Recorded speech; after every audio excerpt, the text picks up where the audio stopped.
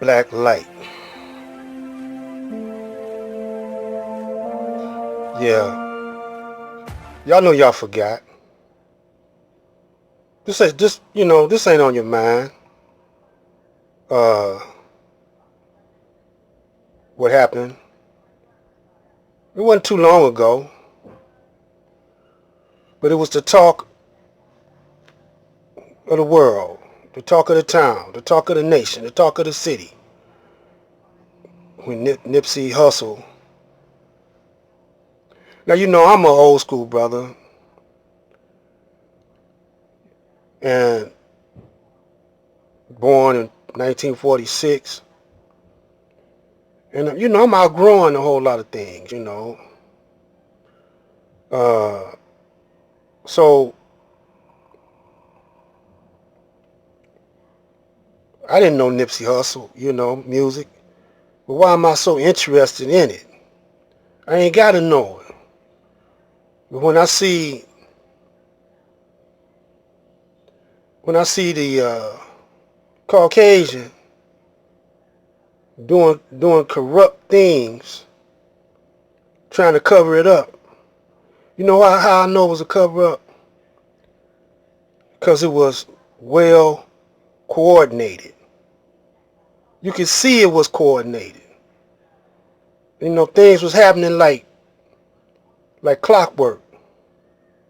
And then what made it so bad, the video footage was grimy. And then they didn't have no video of certain angles. So it was a cover up, man. Just like the assassination of Kennedy.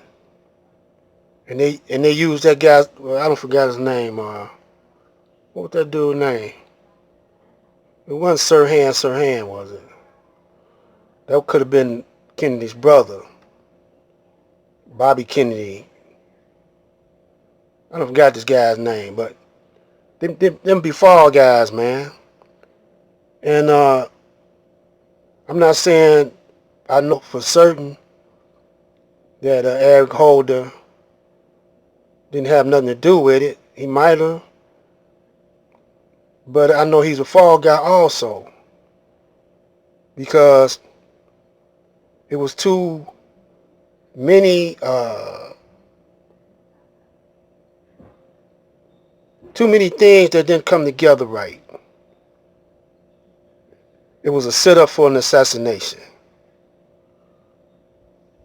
and they're using Eric Holder as a scapegoat. There's more than one behind the assassination of Nipsey Hussle. Nipsey Hussle's alleged killer used two different weapons when he shot the iconic rapper. New details emerged after transcripts of a grand jury hearing were released, and the deputy district attorney told the jury that the man arrested for killing Nipsey confronted the rapper after a conversation where Nipsey accused him of snitching. She described snitching as, quote, a very serious offense in the gang world, and also said that Eric Holder allegedly shot Nipsey with two different weapons, a semi-automatic handgun and a revolver. Allegedly shot Nipsey with two different weapons, a semi-automatic handgun and a revolver. Herman Douglas, who worked for Nipsey, testified that he heard Nipsey tell Holder, quote, they got some paperwork on Holder, and explained that paperwork meant that there was proof of his cooperation with police. Douglas insisted that Nipsey, quote, was basically looking out for him, giving him a warning that he needed to address those rumors and that the conversation was not particularly heated. I might have left Nipsey's side maybe 3 seconds. I left him maybe approximately about 3 seconds that I had left Nipsey and the dude came and shot me. It's all hate and envy. That's all it was. It was jealousy, hate, and envy. Nipsey didn't deserve to die like that.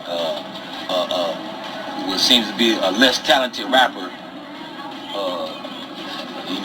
had envy and hate in his eyes. That's what it was all about. It was nothing else. There was no motive.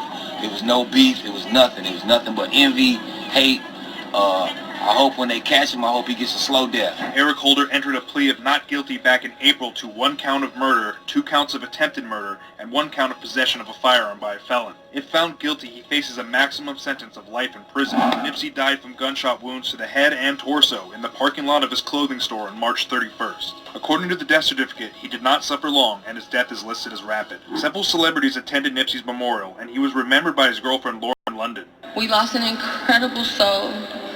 We lost someone very rare to us, and we lost a real one. And we won't ever be the same. But in Hustle's words, because he used to always say this, the game is going to test you, never fold. Stay 10 toes down. It's not on you, it's in you.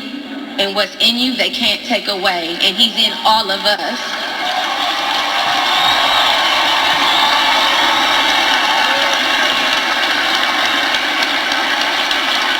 And to Aramis, the love of my life, you know what it is.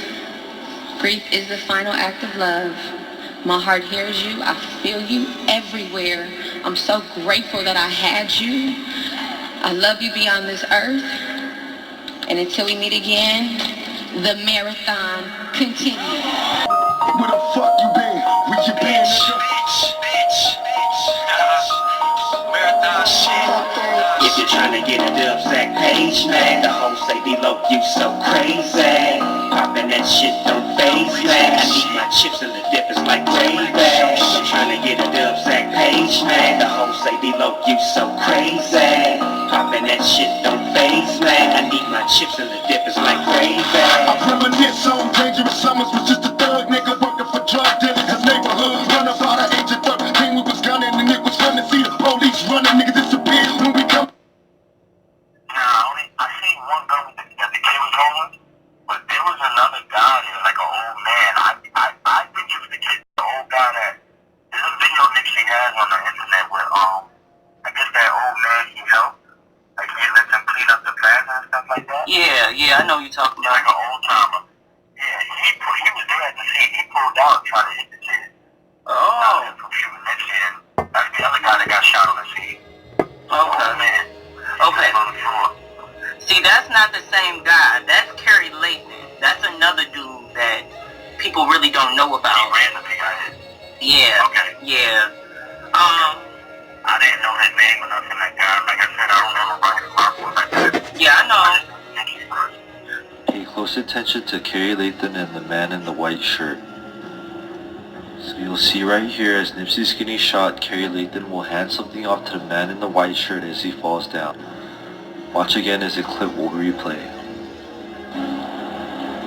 So as Kerry Layton's falling, he will hand something off to the man in the white shirt.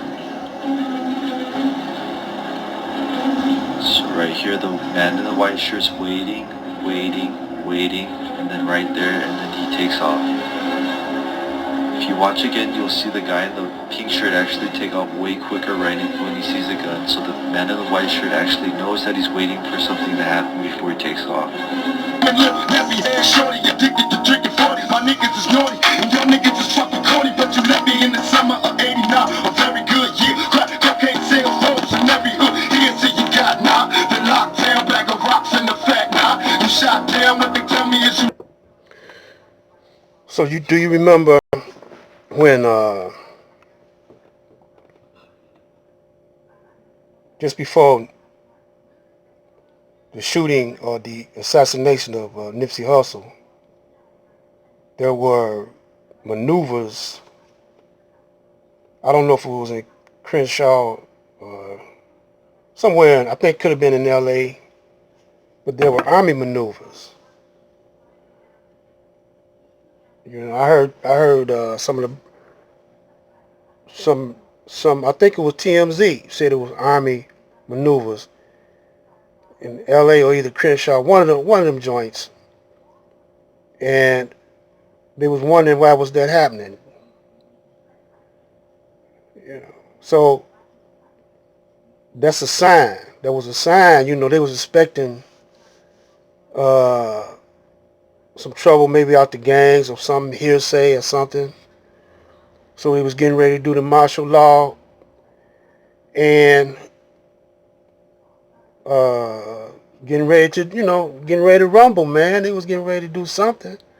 Or they was training for when they will do put the King Alpha plan in full effect. Now, the King Alpha plan I got off of YouTube, the part where they say they're gonna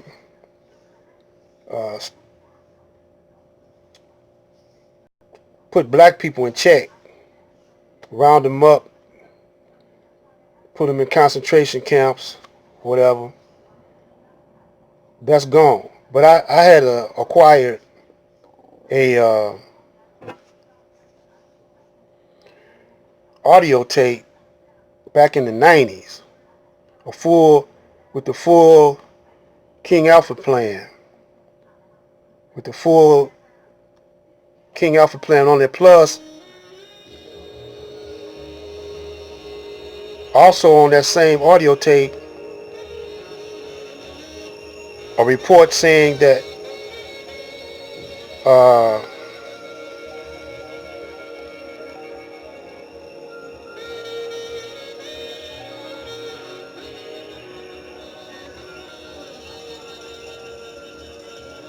they had the Nation of Islam was the number one that they had under surveillance, the number one black organization. They gave a list of all the organizations. I can't recall all the organizations that they had under surveillance and were planning on dismantling. But I'm going to play that audio tape, a little later on. But before we close out, I got a checklist, a few more things.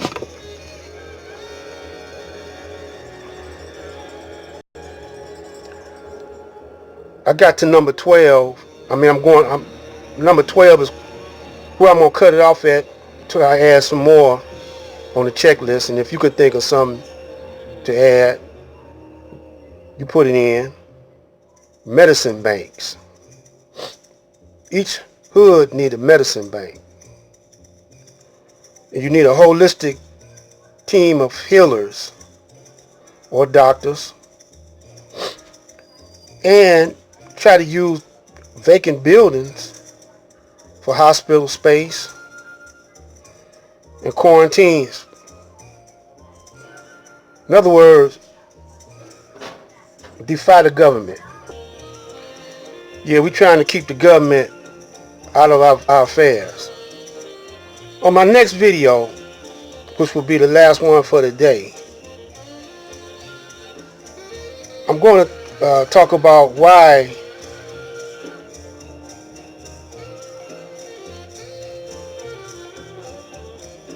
you don't need to trust in this government. This is Black Light saying stay tuned up. Tune into that cosmic vibration.